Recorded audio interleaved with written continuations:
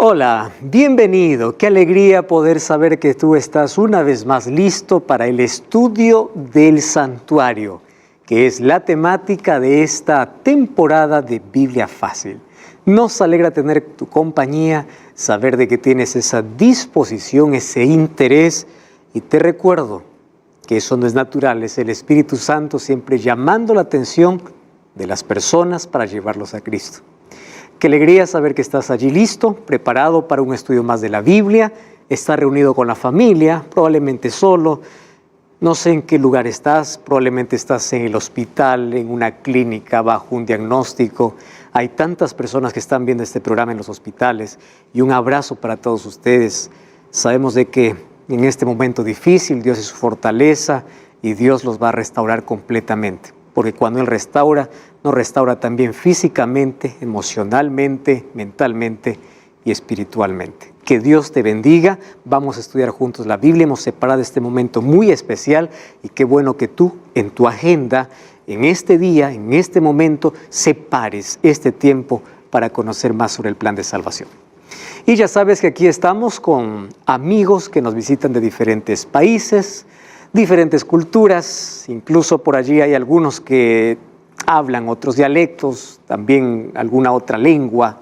Sin embargo, qué bueno es que podamos estar juntos aquí para estudiar la Biblia. Entonces, como aquí tenemos la costumbre de antes de abrir la palabra de Dios, abrir nuestro corazón, nuestro entendimiento, permitir que Dios pueda hablarnos a través de su palabra a nuestra mente. Sin embargo, hoy vamos a hablar de cómo Dios reveló a través de cada detalle y de cada mueble del santuario, tenía un mensaje específico de salvación y todo apuntaba hacia el sacrificio o el ministerio de Jesús. Hoy vamos a hablar sobre el Evangelio en símbolos. Evangelio significa buenas nuevas. Y no existe buenas nuevas sin Cristo. Entonces, cuando hablamos del Evangelio, el Evangelio es Cristo. Él es la buena noticia para el ser humano cuando cayó en pecado. Él es la buena nueva. Ahora, ¿cómo fue conocido Cristo en el Antiguo Testamento? Porque nosotros vemos que en el Nuevo Testamento encontramos ya el ministerio de Cristo, encontramos la obra de Cristo, el sacrificio de Cristo. Mas, ¿cómo era visto Cristo en el Antiguo Testamento? Ellos solamente seguían una nube, seguían una antorcha en el caso del santuario. Les dije que cuando descendió una nube para cubrirlos del sol en el día o una noche para calentarlos en el frío, y esa nube o esa antorcha de fuego los guiaba, era la presencia de Dios con ellos, era la manera evidente como ellos sabían de que Dios está con ellos. Ahora, Jesús, ¿quién era Jesús? ¿Cómo aparecía Jesús? Entonces vamos a encontrar que Cristo o el ministerio, la obra que Él iba a hacer, estaba todo representado en el santuario. Entonces, cuando hablamos del Evangelio, estamos hablando de Cristo. Entonces, ¿cómo a través de símbolos la gente esperaba a Jesús? Ese es nuestro tema de hoy. Entonces, vamos a hacer un breve repaso de lo que nosotros ya hemos visto hasta aquí. Dios mandó construir a Moisés un santuario. Hoy existe una réplica allá en Timnat, en Israel. De paso, quiero aprovechar allí porque grabamos un DVD en Israel, Santuario El Camino de Dios.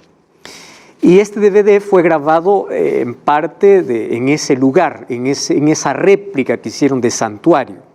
Y este DVD está disponible para todos nuestros amigos, ustedes también. Solamente tienen que solicitarlo a nuestro número de WhatsApp, que es más 5512-98-100-1460. Envía un mensaje al WhatsApp y allí vas a recibir entonces un DVD o un DVD totalmente gratis para profundizar el estudio. Entonces este DVD lo grabamos allá. Esta fotografía que ustedes ven aquí en la pantalla es del santuario que allá hay. Nosotros grabamos en ese lugar exactamente. Y allí está más o menos una réplica, una figura, una imagen del santuario que Dios mandó a construir a Moisés. Porque recordemos que ese santuario que un día era una tienda, Un día fue destruido y todas las cosas que habían allí, ¿a dónde pasó? Al templo que Salomón edificó. Hoy solamente encontramos una réplica allí. Ahora, ese santuario que Dios mandó a construir a Moisés fue construido bajo la dirección divina en cuanto a modelo, en cuanto a estructura, en cuanto al arte, los muebles, todo lo que había en el santuario fue dicho o fue mostrado por Dios a Moisés. Y aquí ya vimos también que existe un santuario celestial, existe un santuario en el cielo, que es la morada de Dios. Un día ese santuario fue contaminado con la entrada del pecado. Y si el santuario comenzó en el cielo, significa que allí tiene que ser resuelto en el mismo santuario. Y a través del santuario Dios mostraba a su pueblo cosas interesantes del Evangelio, es decir, de Cristo. El pueblo de Israel comprendía quién era Cristo a través del santuario. Y un asunto interesante que tenemos que analizar es que el santuario siempre estaba en el centro de todo el campamento de Israel. Cuando ellos estaban yendo hacia la tierra prometida, el santuario quedaba en el centro y todas las tribus estaban alrededor y todas las carpas del campamento estaban con vista ¿dónde? Al santuario. Entonces lo primero que veía un israelita cuando abría los ojos cada mañana, al abrir su tienda, ¿qué cosa era? Santuario. Le hacía recordar ¿qué cosa? La presencia de Dios. Y qué lindo es que nosotros hoy, al abrir nuestros ojos, lo primero que podamos ver sea la gloria de Dios, la presencia de Dios, correr a la presencia de Dios. Ahora fíjense, aquí encontramos las tribus alrededor del santuario, y el santuario era el centro de la vida de Israel. Y aquí yo coloqué una expresión que me gustaría conversar con ustedes. Hoy muchas veces, o hoy nuestro mundo, especialmente el mundo cristiano, mundo religioso, separa la vida de la religión. Es muy sencillo. El religioso va a una iglesia una vez por semana. El cristiano no va una vez, es todos los días cristiano. Entonces ahí está la diferencia de un religioso con un cristiano, de tener una intimidad con Dios a simplemente tener una careta, tener una máscara de religiosidad. Entonces religiosos hay millones, y el religioso tiende a separar la vida de la religión. Por ejemplo, un día por semana cambia, ¿verdad? El rostro, vestimenta, cambia sus palabras, un día. Y el resto de la semana vive como perdido, religioso.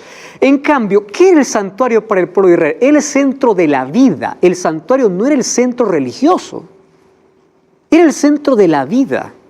Es decir, la vida de ellos giraba alrededor de la presencia de Jehová. Que eso es lo ideal. Para eso somos llamados. Las fiestas que eran celebradas en el año giraban alrededor del santuario. Los servicios alrededor del santuario. Ellos vivían mirando al santuario. Es decir, ellos no podrían vivir sin el santuario. Era el centro de la vida, no era un centro religioso. Ahora, eso era el plan de Dios, siempre para el pueblo.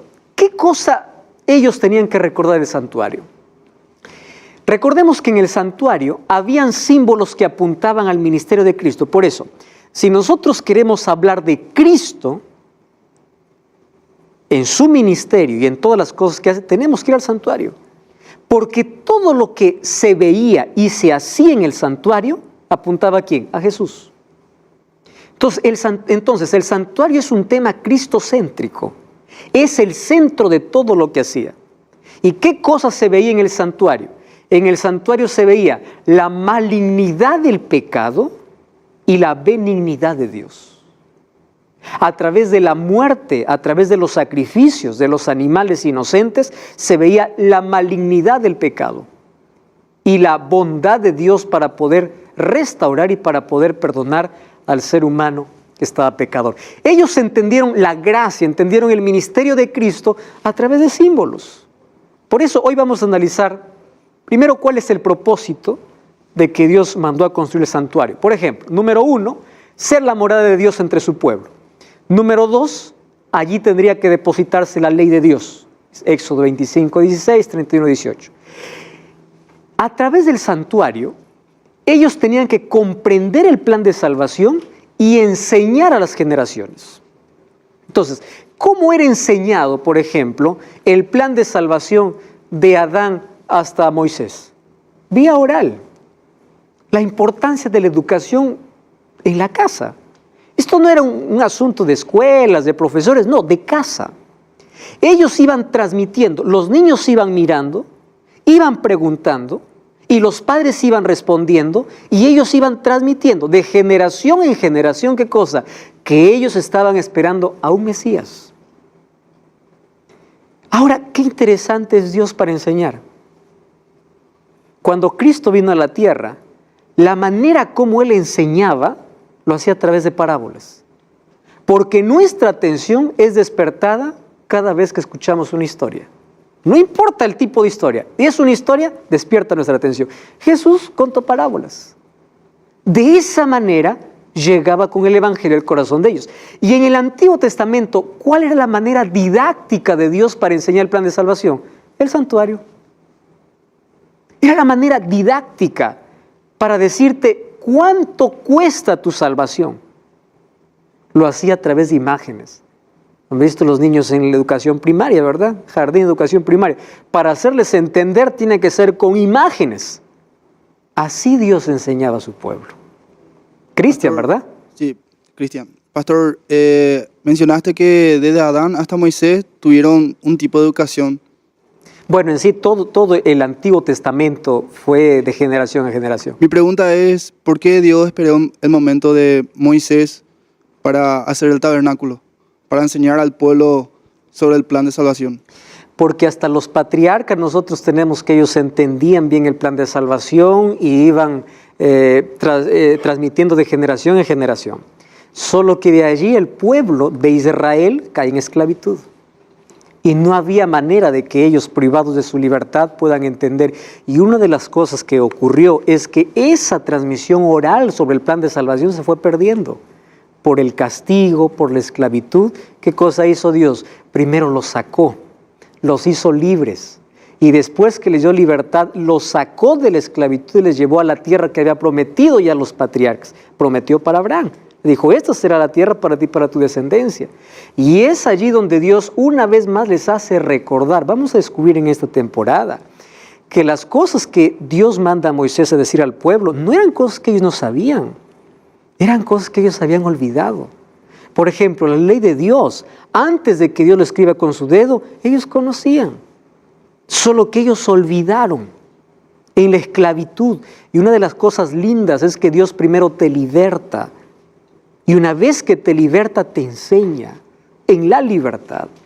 Entonces, como el sistema de sacrificios en la esclavitud de Egipto probablemente fue menguando, se fue perdiendo, era el momento que Dios los liberte, los haga libres, los saque para nuevamente hacerles recordar el plan de salvación que estaban olvidando.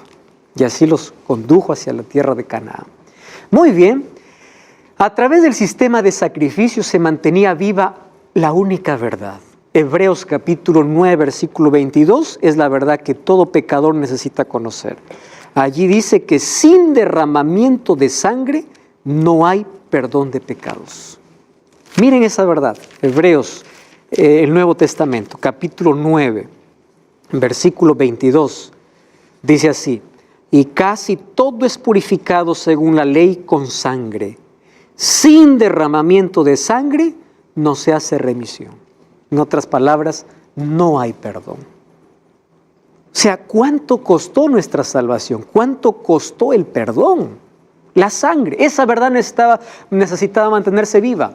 A través del santuario comprendían la muerte sustitutiva. ¿Recuerdan ustedes? El pecador, cuando él veía que ofendió a Dios, llevaba una ofrenda, un sacrificio. Y él entendía que ese animalito moría en su lugar. O sea, si nosotros queremos hablar de la mayor injusticia que hay en el mundo, no es la injusticia que alguien nos hace. La mayor injusticia es la siguiente, que tú mereces morir, pero tu culpa lo pagó otro. ¿Es injusto o no es injusto eso? Es. Pero allí se mostró la justicia de Dios. tomando nuestro lugar, siendo nuestro sustituto. Ahí tenemos una pregunta. Bueno, pastor, quería preguntar, ¿qué tipo de animales se usaban en los sacrificios? ¿Era solamente un cordero o algo por el estilo? No, en el libro de Levítico, capítulo 1 hasta el capítulo 7, encontramos diferentes tipos de ofrendas. Encontramos tórtolas, palominos, aves, de corderos, y había incluso un tipo de ofrenda para cada pecado. No porque hubiese pecado más grande y más pequeño, porque todo pecado ofende a Dios, pero sí hay grados de consecuencia en el pecado. Un ladrón tiene una consecuencia diferente que un asesino. Las consecuencias son totalmente diferentes. Entonces habían tipos de ofrenda para diversos tipos de pecado. Pero la ofrenda más común era la de un cordero. ¿Correcto? Muy bien. Entonces, a través del santuario, nosotros entendemos el Evangelio en símbolo. Es decir, Cristo en símbolo. Vamos para allá entonces. Miren, ve. Me encanta ver cómo Dios llama la atención del ser humano y quiere colocar esta verdad y lo hace de la manera más didáctica. ¿Recuerdan ustedes que yo les dije que Satanás atrapa la atención para llevarnos al pecado? O que atrapa nuestros sentidos para llevarnos al pecado. Dios llama la atención a través de los sentidos para traernos de vuelta. ¿Cómo el ser humano se arrepiente? Cuando escucha la voz de Dios a través de su palabra. Cuando ve los milagros de Dios. Cuando experimenta. Entonces, los sentidos que Satanás lo puede usar para desviarte son los sentidos que Dios puede usar para traerte. Entonces, allí vemos que en el santuario Dios usó los 5 sentidos. Miren, eso se llama la pedagogía multisensorial divina. Dios, por ejemplo, utilizó el tacto para tocar el animal. ¿Qué usaba? Tacto. Antes del sacrificio, el animal era tocado porque los pecados se transferían a la víctima que iba a tomar tu lugar. Usaba el oído porque el sacerdote pronunciaba las bendiciones. El oído. El sacerdote a veces tocaba el shofar, que vamos a ver en la próxima lección, para una fiesta. Oído. Utilizaba la vista. ¿Cómo? Los muebles. A través de los muebles había un mensaje. El olfato. ¿Recuerdan el altar de incienso que siempre se colocaba incienso? Y cuando salía del santuario, el olor se expandía incluso por el campamento. Olfato. Utilizaba el gusto porque algunos sacrificios o algunas ofrendas ellos comían. Por ejemplo, en la fiesta de la Pascua el cordero era comido. Entonces, los sentidos eran también usados. Era la manera didáctica como Dios decía, yo te amo y yo tengo un plan para ti. Vamos entonces a ver qué representaba cada uno de los muebles. Número 1, fuente de bronce. Éxodo 30, 18 al 21, ya leímos ese texto. Dice que había una fuente que era de bronce, que es el lavatorio, la fuente de agua, que es la que nosotros tenemos aquí, que incluso tenemos agua. Nosotros ya dijimos que aquí se la daba el sacerdote antes de oficiar, antes de tomar la sangre, antes de poder oficiar o entrar al lugar santo. Se lavaba las manos y los pies. Ahora, presten atención. Ese altar o esa fuente con agua tenía lecciones de pureza y eso despertaba la necesidad de una limpieza no solamente física, sino también, ¿qué cosa? Espiritual. La limpieza no solamente tenía que ser de manos, también de mente. Otra cosa, ¿a qué representaba esa agua? Miren lo que dice Juan 7:37. ¿Alguien toma el micrófono, por favor? Lee, también está aquí en la pantalla. ¿Alguien quiere leer? Por favor. Vamos allí. Puede leer. En el último y gran día de la fiesta, Jesús puso en pie y alzó la voz, diciendo, si alguno tiene sed, venga a mí y beba. Jesús está hablando. Era la fiesta, dice. Era la fiesta de los tabernáculos que Jesús fue, allí en Jerusalén. Jesús se levantó y dijo, si alguno tiene sed, venga y beba. ¡Wow! ¿A qué representaba el agua? Entonces, a través del agua que purifica, que limpia las manos, que que limpia los pies, y esta agua podía limpiar el corazón. ¿A qué representaba esta agua? Que Cristo puede purificarte. Entonces, el agua era el símbolo ¿de qué? De Cristo. O sea, Cristo era mostrado en todo lo que había. ¿Quieren otro texto? Juan capítulo 4. ¿Recuerdan ustedes cuando Jesús se encontró con la mujer samaritana? Miren, Juan capítulo 4. Ahí encontramos un diálogo que tiene con la mujer samaritana. Vamos a leer el versículo 13. Dice así: Jesús le respondió y le dijo: cualquiera que bebe de esta agua volverá a tener sed, pero el que bebiere del agua que yo le daré no tendrá sed jamás. ¿Qué está diciendo Jesús? Yo soy la verdadera fuente de agua. Entonces, si los israelitas miraban siempre la fuente de agua como símbolo de purificación, cuando Jesús dijo yo soy el agua, ellos tenían que relacionar que eso representaba a Él. ¿Ustedes saben cuál es el último llamado que Dios hace a toda la humanidad? Apocalipsis 22, 17. Miren, la Biblia está finalizando allí, y Apocalipsis capítulo 22, versículo 17 dice así: el Espíritu, que es el Espíritu Santo, y la esposa, que representa a la iglesia, dicen ven. Y el que oye diga ven. Y el que tiene sed, venga. Y el que quiera, tome del agua de vida. ¿Quién es el agua de vida? Cristo. ¿A dónde te lleva el Espíritu? A Cristo. ¿A dónde te lleva la iglesia? A Cristo. Porque a Él representaba esa fuente de agua. Ahora, ¿cómo eso se aplica en la vida? Porque yo puedo aceptar a Cristo, Él me purifica, sí, pero incluso hay un rito, hay una ceremonia que me ayuda a entender que puedo ser purificado por Cristo. ¿Cómo se llama eso? Bautismo. Miren, Hechos capítulo 22. Vamos al libro de Hechos. Capítulo 22, versículo 16. Pablo está contando su testimonio. 22, 16. Y Ananías, cuando llegó, le dijo así. Dice así: ahora pues, ¿por qué te detienes? Levántate y bautízate y lava tus pecados invocando su nombre. Entonces, lávate. ¿Cómo el ser humano se lava? ¿Cómo el ser humano se purifica? Cuando acepta a Cristo, tiene que pasar por este mueble. Una vez que bebe del agua de vida, tiene que entrar también un rito. Así como el sacerdote se lavaba las manos y los pies, hoy el ser humano puede lavar de sus pecados. ¿Dónde? En el bautismo. Entonces, esa fuente de agua representaba a Cristo, el que puede purificar los pecados. Él es el agua que purifica. Muy bien. Vamos al otro mueble, altar de sacrificios. ¿Para qué servía este altar? Para que las personas recuerden que allí quien merecía arder o quien merecía morir no era ese animal inocente, era yo, era el pecador, sino que alguien está tomando allí mi lugar. Entonces, ¿cuál era el único aporte que daba el pecador? Dos cosas. El único aporte del pecador era su pecado y degollar a la víctima. Es todo lo que puede hacer el ser humano. Es todo el aporte. Porque después que aportaba todo lo que hacía, ¿quién era? El sacerdote. Por eso vamos a descubrir en esta temporada que Jesús era la ofrenda y el sacerdote. Todo lo que hacía el pecador era venir trayendo su pecado y dando muerte a un inocente. Eso era todo el aporte. Todo lo demás hacía el pecador. Eso es la gracia de Dios.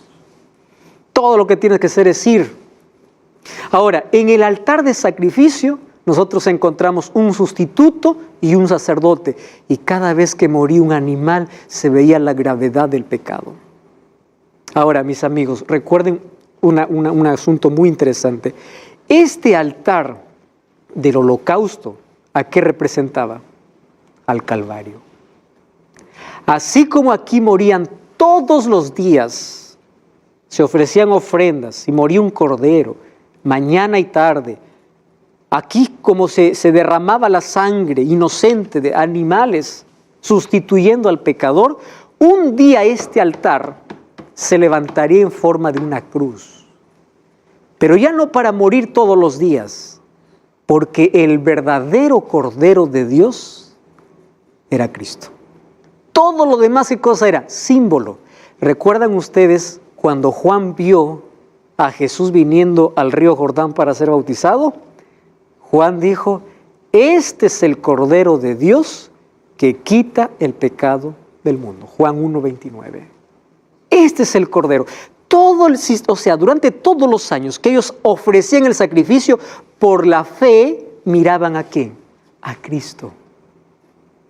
Nosotros hoy por la fe vemos lo que Cristo hizo. Ellos por la fe veían lo que Cristo iba a hacer.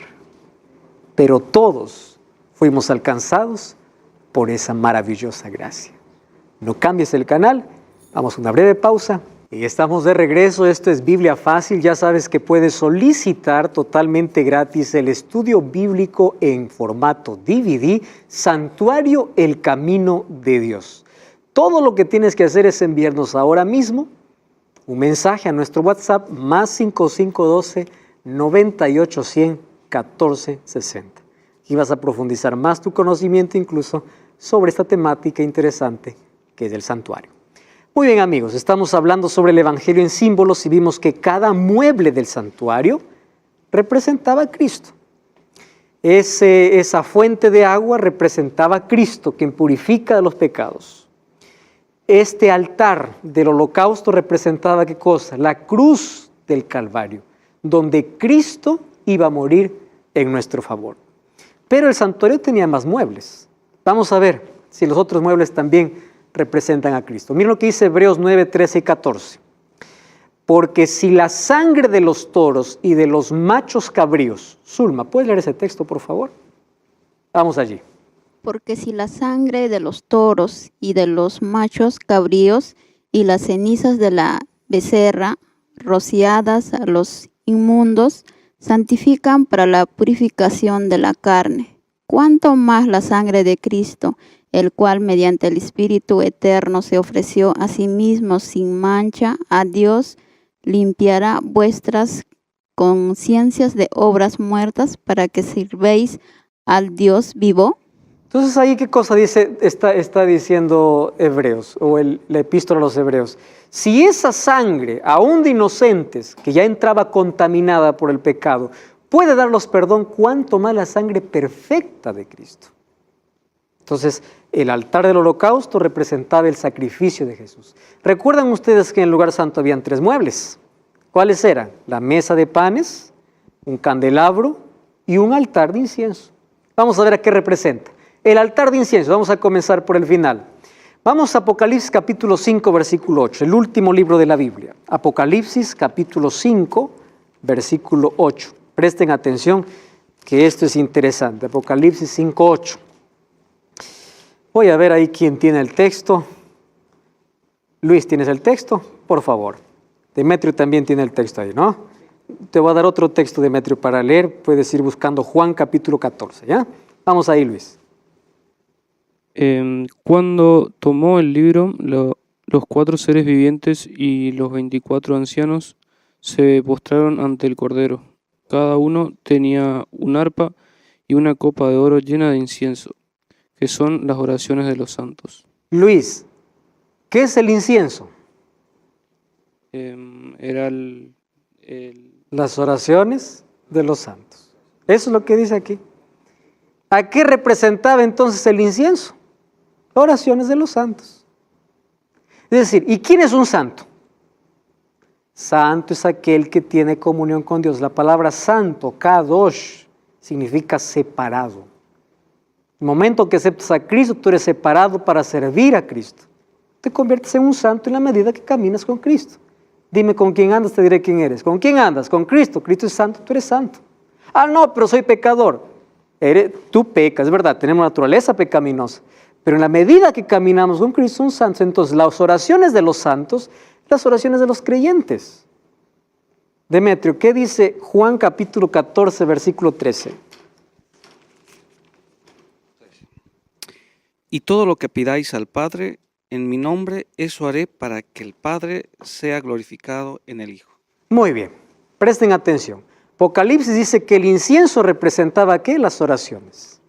¿Está bien? Entonces, toda oración llega como incienso, como un olor grato.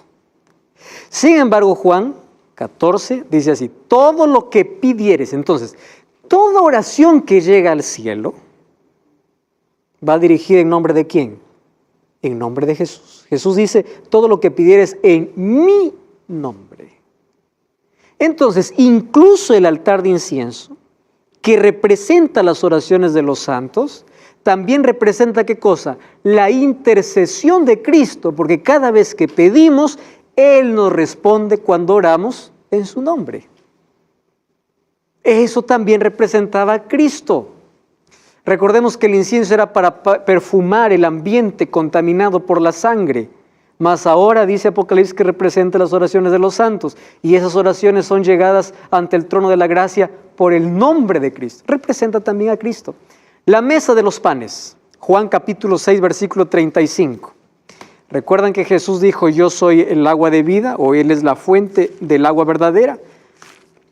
Vamos a ver qué dice Juan capítulo 6, versículo 35. Juan capítulo 6, versículo 35. ¿Quién no leyó todavía aquí? Por favor, puedes leer. 6:35. Y Jesús les dijo, yo soy el pan de vida. El que viene a mí nunca tendrá hambre, y el que cree en mí no tendrá sed jamás. Muy bien. ¿A qué representaba el pan? A Cristo.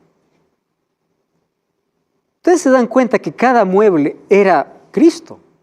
¿Cómo ellos conocieron a Cristo? A través del santuario. Yo soy el pan de vida. Y allí Él sigue hablando. Vuestros padres comieron el pan, vuestros padres fueron sustentados allí en el desierto. Pero ahora los digo, yo soy el pan de vida. Él es la provisión, Él es el sustento. Así como nuestro cuerpo físico necesita alimento, pan para vivir, nuestro espíritu, cuando hablo de espíritu estoy hablando del aspecto, del área espiritual, necesita de Cristo para que la vida pueda estar completa. Entonces, Él es el pan de vida. Esos panes que eran cambiados cada semana, cada 7 días por los sacerdotes, era también el símbolo de Cristo. Y el candelabro, ahí mismo Juan capítulo 8, versículo 12. Juan capítulo 8, versículo 12. Griselda, ¿tienes ahí el texto? Por favor. Otra vez Jesús les dijo, yo soy la luz del mundo. El que me sigue no andará en tinieblas, sino que tendrá luz de la vida. Gracias. ¿Quién es el pan? Cristo. ¿Quién es la luz? Cristo. Yo soy la luz del mundo. El que me sigue no andará más en tinieblas. Todo representaba a Cristo. Y no solamente había esos muebles en el lugar santo. Recuerdan que falta todavía un mueble, ¿verdad? ¿Dónde? En el lugar santísimo. Cuando llegamos al lugar santísimo, encontramos solamente un mueble, una caja hecha de oro que tenía una tapa. ¿Cómo se llamaba esa tapa? No sé si ustedes recuerdan que les dije que puedan aprender esa palabra. Esa tapa se llamaba propiciación o propiciatorio. Ese era el nombre, propiciatorio. ¿Por qué? Hoy lo vamos a entender por qué propiciatorio. Al pie de la tapa, ¿qué cosa estaba? La ley de Dios. Y encima de la tapa, ¿qué estaba? La gloria de Dios. Entonces, lo que separaba la ley de la gloria, ¿qué cosa era? Una tapa. ¿Correcto? Muy bien, solo que en esa tapa habían 2 querubines. Y esos querubines estaban mirando. Hay personas que dicen, ya ve, pastor, entonces ahí habían imágenes y entonces no está mal hoy día postrarnos ante una imagen. Yo quiero sacar esa duda porque en el santuario es verdad que habían 2 querubines, 2 ángeles, 2 figuras de ángeles allí, mas yo quiero decir que no tiene nada que ver con las imágenes de hoy. ¿Por qué razón? Número 1, ¿quién veía esos querubines? Solo el sumo sacerdote una vez por año. ¿El pueblo lo adoraba? No. ¿El pueblo se arrodillaba? No. ¿El pueblo lo veía? No. Y el sumo sacerdote cuando entraba, no entraba a postrarse ante los querubines, sino ante la presencia de Dios. Es decir, los querubines no tenían nada que ver en la adoración. Era solo la representación de lo que había en el cielo. Entonces, ¿es diferente que hoy pueda arrodillarme delante de un ídolo y todo? Sí, lo es. Te voy a decir por qué. Miren, ve. Incluso, aunque tengas buenas intenciones, no, pero es por respeto a María, Pablo, etcétera, y esto estoy hablando, por favor, con mucho cariño para mis hermanos católicos y todos aquellos que creen en algún santo. Préstame atención. Dios no se complace con eso, porque Él es el único mediador, es el único intercesor. Cuando nuestra atención es llevada a otro lugar, es peligroso, y te voy a mostrar por qué. Ustedes sabían que la serpiente de bronce que allí Moisés levantó en el desierto, un día fue un símbolo de adoración. Y es allí donde esa serpiente fue destruida. Miren lo que dice Segunda de Reyes, capítulo 18, versículo 4. Segunda de Reyes. Ah, no, pero eso representaba a Cristo. Aunque represente a Cristo. Miren, Segunda de Reyes, capítulo 18, versículo 4. Es interesante ese texto. Dice así: quitó los lugares altos, quebró las imágenes, cortó los símbolos de acera, hizo pedazos la serpiente de bronce que había hecho Moisés. Ahora yo les pregunto, ¿acaso esa serpiente de bronce no representaba a Jesús? Representaba a Jesús, porque todo aquel que miraba a serpiente sanaba. Y aun cuando represente a Jesús, ahora ya no sirve más. ¿Por qué? Porque se convirtió en un lugar de idolatría. ¿Están entendiendo que estos querubines allí no son imágenes como las que hoy dicen que como en el santuario había imágenes, hoy también tenemos derecho a postrarnos ante imágenes? No tiene nada que ver. Ahora, vamos entonces para ese último mueble. Aquí nosotros encontramos la puerta del atrio. Aquí está el lugar santo, el lugar santísimo. Vamos a colocar los muebles. Ustedes ven ahí los muebles. El orden era esto, ¿verdad? Una fuente de agua, un altar, estaba el candelabro, los panes, un altar de incienso y finalmente, ¿qué cosa estaba? El arca, o allí el arca de testimonio, donde estaba la ley de Dios. ¿Está bien? Muy bien. Lugar santísimo, lugar santo y atrio. Los tres lugares del santuario. Presten atención. Aquí había una puerta, aquí había un velo, que es este primer velo que nosotros estamos viendo. Estas columnas eran de oro y había un velo. ¿Y qué dividía del lugar santo al lugar santísimo? Otro velo. ¿Recuerdan eso? Eso ya explicamos en lecciones anteriores. Muy bien, miren lo que ocurría. Si nosotros juntamos todos los muebles, desde la entrada hasta el propiciatorio, ¿qué cosa es lo que encontramos? Una cruz. Dentro del santuario. Si todos los muebles hablaban de Cristo, incluso la posición de los muebles ya llevaba hacia una cruz. Aquí tenemos un solo mueble y aquí en los pies dos. Ahora, aquí hay una linda interpretación. Ahí está la cruz. Esto es el camino de justificación. ¿Por qué? Cuando tú aceptas a Cristo y te bautizas, Dios te justifica.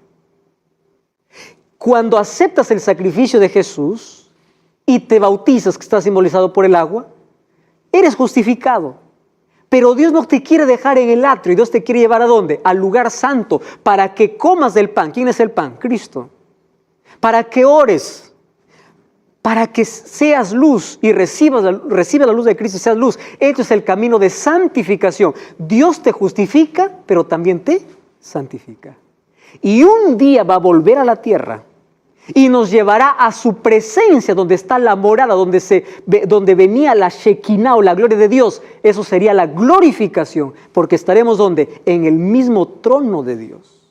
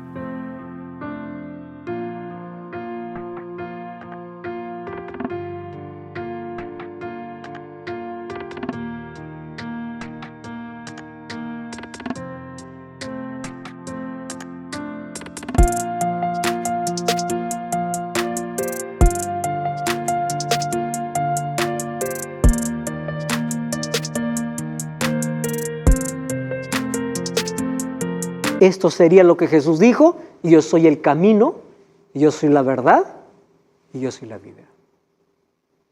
Todo estaba representado dentro del santuario. Muy bien, en el santuario nosotros encontramos que había una relación estrecha, el santuario terrenal con el santuario celestial. ¿Por qué razón? Porque había una relación estructural y una relación funcional. ¿Qué cosa es la relación estructural? Las cosas que Moisés vio, lo colocó aquí en miniatura.